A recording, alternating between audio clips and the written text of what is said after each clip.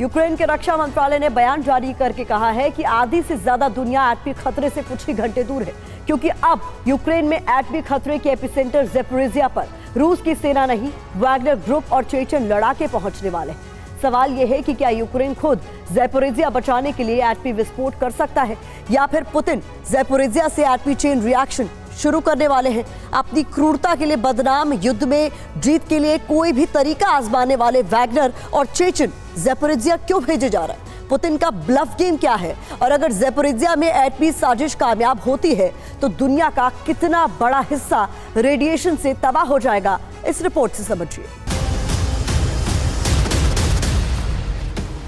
युद्ध का सबसे विनाशक चैप्टर अब शुरू हो चुका है। दुनिया जिस विस्फोट की कल्पना से सहमी हुई है, वो कभी भी भयावह वास्तविकता बन सकता है।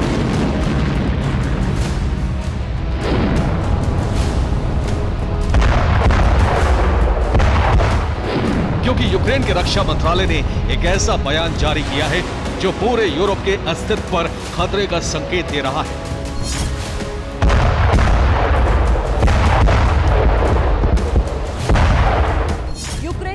विभाग ने कहा है कि रूसी सेना न्यूक्लियर पावर प्लांट जो कि ज़ैपोरिज़िया में मौजूद है, वहां पर कोई बड़ी कार्रवाई कुछ ही घंटों के भीतर करने वाली है। इस कार्रवाई को हादसे का नाम दिया जाएगा और रेडिएशन लीक होने के बाद इसका सारा दोष यूक्रेन के सिर मढ़ दिया जाएगा। ये चेतावनी अगर सच साबित हो गई तो पूरा यूरोप कुछ ही घंटों में खत्म हो जाएगा, क्योंकि Zaporizhzhia nuclear power plant Europe का सबसे बड़ा परमाणु ऊर्जा केंद्र है। Zaporizhzhia nuclear power plant 6000 ton megawatt क्षमता का है। इससे 8 शहरों के 40 लाख घरों को बिजली सप्लाई होती है।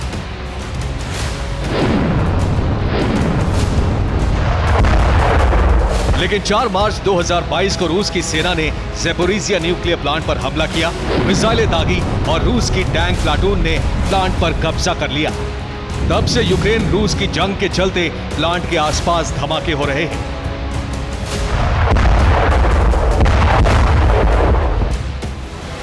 इस प्लांट के अंदर रूस ने अपना बड़ा सैन्य ठिकाना बना लिया है। ये रूसी सेना के ठिकाने हैं।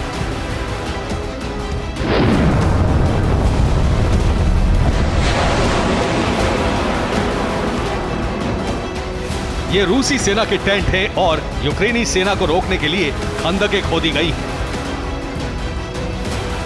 जब से इस प्लांट पर रूस का कब्जा हुआ है, तब से यूक्रेन बार बार यही कह रहा है कि दुनिया परमाणु विनाश से कुछ ही कदम दूर है।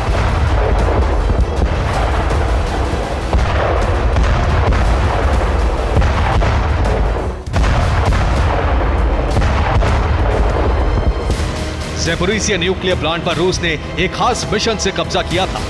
इसका मकसद था रूसी सीमा का विस्तार और सबसे बड़े न्यूक्लियर पावर प्लांट पर कब्जा करने के बाद इसकी सप्लाई लाइन को क्रीमिया पावर ग्रिड से जोड़ना और क्रीमिया से सेवास्तोपोल तक बिजली सप्लाई करना।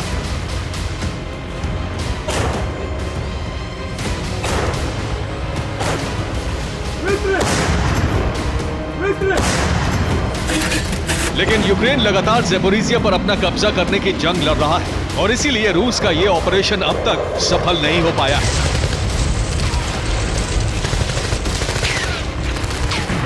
मार्च 2022 से लेकर अब तक रूस की सेना ज़ैपोरिज़िया पर पूरी तरह कब्जा नहीं कर पाई। अब इस शहर को जीतने की जिम्मेदारी दो कुख्यात मर्सिनरी ग्रुप को दी गई है।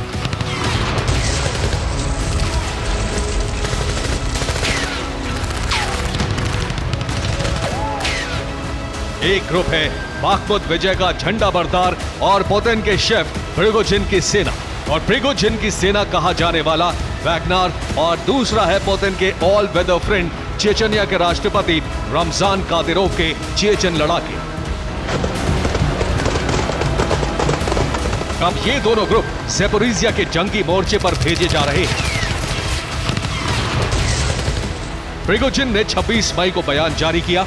प्रिगोजिन ने कहा कि मातृभूमि की रक्षा जरूरी है, हमें नए मोर्चे पर तैनात किया जा रहा है।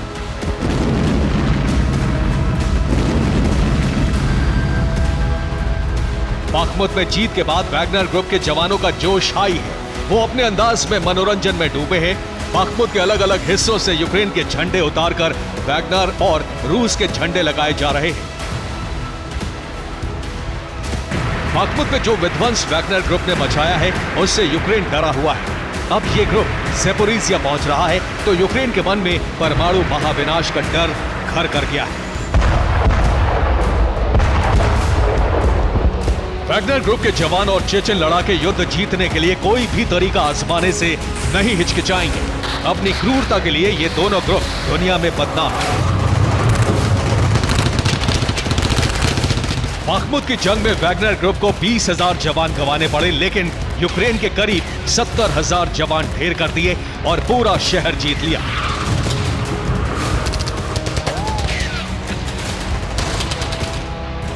लेकिन ज़ेपोरिज़िया में खतरा सिर्फ इतना ही नहीं बल्कि ये न्यूक्लियर प्लांट पूरी दुनिया के लिए विनाशक साबित हो सकता है। अब से पहले भी ज़ेपोरिज़िया न्यूक्लियर पावर प्लांट में एक रॉकेट न्यूक्लियर कचरे के करीब गिरा था, जिससे रेडिएशन लीक हो सकता था।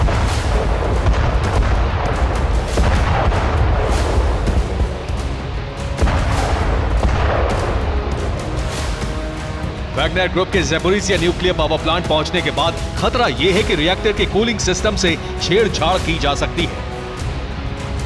कूलिंग बंद होते ही न्यूक्लियर फ्यूल पिघलना शुरू हो जाएगा और विस्फोट होते ही एटमी विनाश शुरू हो जाएगा।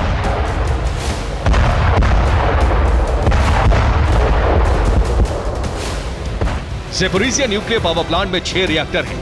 इसके साथ ही न्यूक्लियर कचरे का विशाल भंडार है। इसके 170 कंटेनर प्लांट में रखे हुए हैं।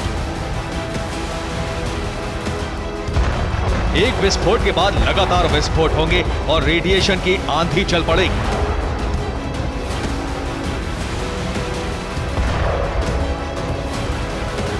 ज़ेपोरिज़िया से शुरू हुआ रेडिएशन कुछ ही घंटों में पूरे यूरोप को ढक लेगा। यूक्रेन के आसपास वाले देशों से लेकर नॉर्वे तक तबाही शुरू हो जाएगी।